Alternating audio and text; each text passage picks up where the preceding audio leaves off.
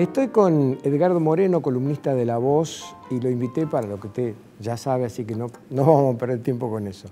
Edgardo, gracias por venir al programa, un gusto tenerte acá. No, gracias por la invitación. Y un gusto escucharte, eso es lo más importante. Días muy agitados para el país, ¿no? Ha tomado la crisis política un vértigo, una velocidad que por ahí hace muy difícil hacer un análisis pormenorizado, porque es muy difícil aprender las diferentes novedades que van surgiendo. Estamos en un momento volcánico, ¿no?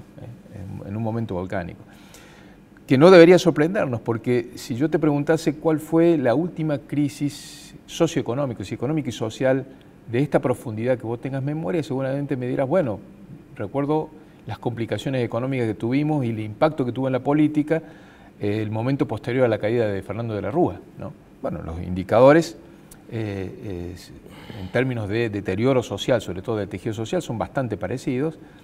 Entonces es lógico que se produzca en el subsistema político un fenómeno en espejo, que es una crisis profunda o un cambio muy volcánico del sistema de representación. Y es eso lo que estamos viendo.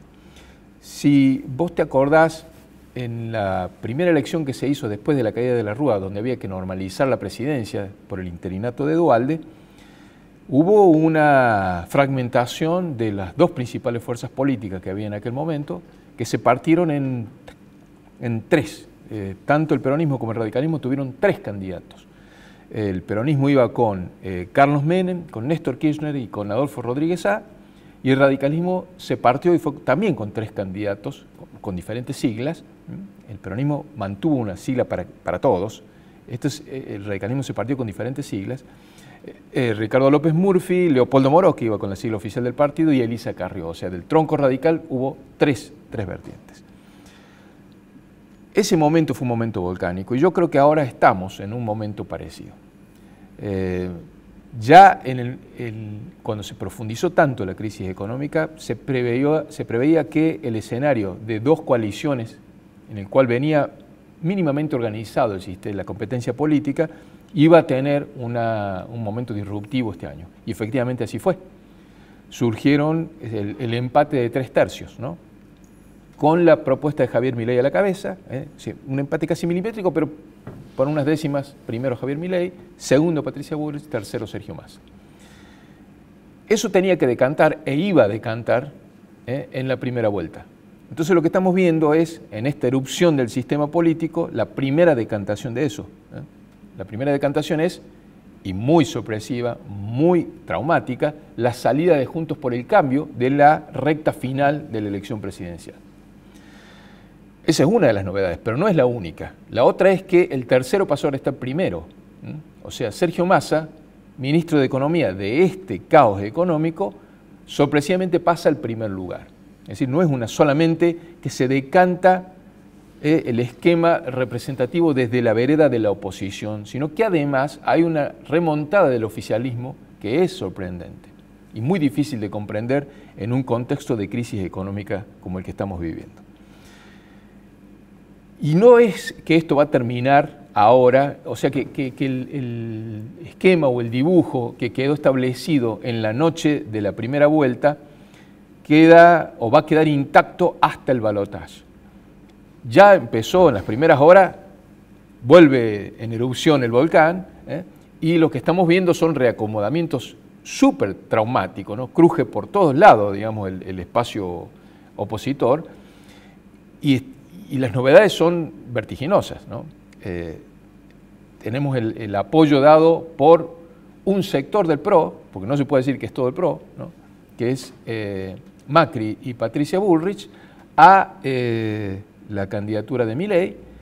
Tenemos anuncios del lado de la coalición cívica en el sentido de que ellos se abren de esa definición, proponen una presidencia en el proceso. En el radicalismo tampoco hay una sola opinión, hay un cúmulo de opiniones. Están en los que dicen que prefieren la libertad de acción, otros que proponen la presidencia en el proceso electoral, voto en blanco, abstención, y están los que dicen que se quieren ir con Massa, y hay algunos, de hecho, el candidato vicepresidente de Patricia Bullrich, Luis Petri, la acompañó en la decisión del apoyo a Milei, el radical, ¿no? de Mendoza. Es decir, hay todo un momento de erupción ahí en la oposición y eso va a seguir generando reacomodamientos prácticamente, me parece, hasta el día de la segunda vuelta, hasta el día del balotaje. Y esto si solamente analizamos lo que es visible del proceso político, que son los movimientos dirigenciales, que son muy importantes, pero que no son los dirimentes, porque los movimientos dirimentes, o sea, los que realmente provocan cambios, no son los que se producen en la superestructura, sino los que se producen en la base. Explícalo, por el favor. movimiento de los votantes. Ah, claro. O sea, nosotros vemos qué decide, qué posición toma Macri, qué posición toma Carrió, qué posición toma Gerardo Morales, por ejemplo, pero no necesariamente eso lleva de las narices a los votantes de Juntos por el Cambio. Incluso las decisiones que toma Milei no necesariamente llevan de las narices a los votantes de La Libertad Avanza. De hecho, hay algunos que no están de acuerdo con este acuerdo que se ha conseguido.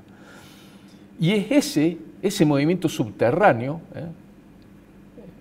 el que solamente se ve qué volumen tiene, cuánta masa crítica junta cada posición, después que el voto se pone en la urna, se abre la urna y se hace el escrutinio. Recién entonces sabes la magnitud de ese movimiento, el volumen real de ese movimiento.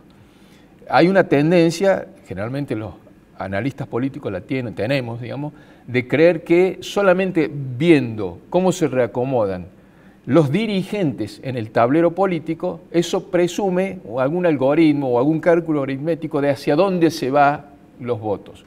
Es cierto que son dirigentes y por lo tanto dirigen alguna parte de esos votos, pero una parte de esos votos. Yo creo que a esta altura el votante de Juntos por el Cambio, el votante de La Libertad Avanza, también el de Unión por la Patria, tiene criterios autónomos al momento de tomar una decisión, por múltiples motivos, por lo que fuesen, ¿no? Pero tiene una lógica propia. Y eso se puede intuir, se puede sondear, si tuviésemos encuestas en la Argentina tal vez podríamos saberlo, pero no se puede conocer definitivamente hasta el momento de la elección. Con lo cual el panorama de incertidumbre va a continuar, recién vamos a saber cómo decanta esto el 19 de noviembre, el momento de la segunda vuelta de la elección, y recién en ese momento, no quiero ser pesimista y contrastar tanto con el entrevistado anterior, pero recién a partir de ese momento, cuando la política, el subsistema político le entregue al sistema general el insumo de certeza que todavía no le entregó, esto es todo incertidumbre, la economía le dice a la política, por favor decime algo para dónde vamos, y la política todavía no se lo da, y se lo viene postergando esa definición. Las PASO, en lugar de dar alguna certidumbre, al contrario, genera una incertidumbre mayúscula porque el triple empate era el máximo de incertidumbre posible. La primera vuelta también aumentó la incertidumbre por dos motivos, diría yo. Primero porque sale uno de los jugadores de la cancha y es una coalición que era protagonista hasta el día domingo, central del esquema y ahora queda afuera. Un segundo motivo es que las dos propuestas que llegan a la recta final son dos propuestas, y esto no voy a tener tiempo de desarrollarlo, pero por lo menos me gustaría subrayarlo, son dos propuestas que consideran, o yo diría que subestiman la gravedad de la crisis económica. Y te lo voy a sintetizar en un título. Una propuesta que es la que salió primera, la de Massa, que considera que la emisión sin límite no es hiperinflacionaria, y lo es. Y hay otra propuesta que sostiene que la dolarización sin dólares no es hiperinflacionaria, y lo es. Con lo cual, lo que la política le está dando a la economía es el máximo grado de incertidumbre posible de nuevo. Recién vamos a saber más o menos para dónde se encamina el rumbo el día del balotaje, donde vamos a saber cuál de esas dos propuestas consigue más votos que la otra. Pero recién ahí empieza el problema. Recién ahí empieza el problema, porque lo único que estamos haciendo es votar quién es el nuevo capitán del barco, pero todavía no hemos estabilizado el Titanic. El Titanic sigue en una inercia de deterioro y continúa en esa inercia. Tenemos una economía, no soy economista, pero seguramente cualquiera de los especialistas que lea te lo va a decir, que desde hace meses viene prácticamente una situación de economía sin precios, que es la situación más dramática que puede tener un sistema económico, no tener precios. Me avisan 2 minutos, te quedan, redondear. Y te quiero hacer una pregunta que me parece importante. Vamos con la pregunta. Acá aparecen 2 liderazgos, se lo planteé también a Agustín, pero no me respondió con claridad. Acá aparecen 2 liderazgos, Macri por un lado y Milei por el otro. ¿Vos creés que el grupo de Macri, no quiero llamar PRO ni Juntos por el Cambio, el grupo de Macri-Bullrich, se suma a La Libertad Avanza o aparece una nueva coalición? Yo creo que todavía la coalición no está formada. Esto es típico de los movimientos, de los reacomodamientos que se dan en una escena de balotaje.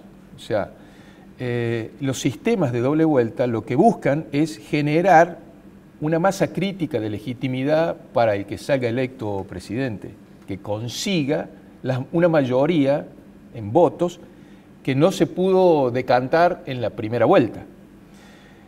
Y ahí se suma de una manera aluvional muchas cosas, muchas cosas. Pero eso no quiere decir que tenga una constitución orgánica como coalición. No sabría decirte si eso va a ocurrir. Habrá que esperar las próximas semanas. Puede ocurrir, como no. Que se sumen o que se junten. O que se fusionen. Fusionen, ¿no? Claro. Y en el caso de que hubiese una fusión, ¿de quién con qué? Porque lo que se está arrimando al acuerdo con Milei es una parte del PRO, que es una parte de Juntos por el Cambio. Entonces, hay toda una rediscusión del esquema societario, si se quiere decir, que es incierta. Es solamente una suma aluvional puesta en el esquema del balotaje. Está bien. Y te agregaría, ni siquiera en términos propositivos, sino ante el riesgo, hoy inminente, de que el peronismo / kirchnerismo renueve su mandato porque el candidato oficialista es el que ganó en la primera vuelta. Es decir, es un esquema de sumatoria en el sentido de contención y de freno por la otra opción, más que por una discusión programática muy profunda y de acuerdo coalicional entre sus partes. Me parece que sería demasiado condescendiente decir que eso es una coalición. Eso por el momento es solamente una sumatoria. Está bien. Gracias, como siempre, por venir al programa. Gracias por la invitación.